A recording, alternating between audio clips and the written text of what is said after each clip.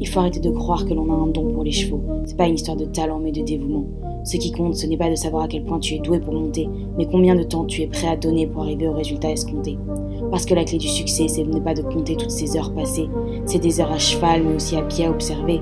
Observer les chevaux en liberté, les observer monter, les observer au box, observer les relations qu'ils entretiennent entre eux et les codes qui sont mis en place et qui sont gravés dans leur ADN.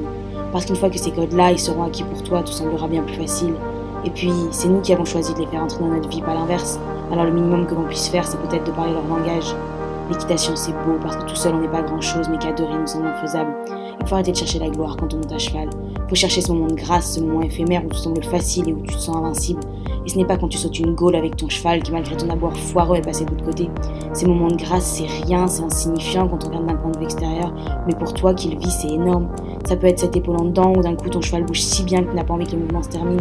Ça peut être ces deux foulées de galop rassemblées où tu sens ton cheval rond comme une boule d'énergie, que tu n'es plus en bagarre et qu'il est à l'écoute de chacun de tes déplacements. Ça peut être ce moment où à pied ton cheval s'est mis à copier tes mouvements, comme si d'un coup vos corps étaient reliés par un fil invisible.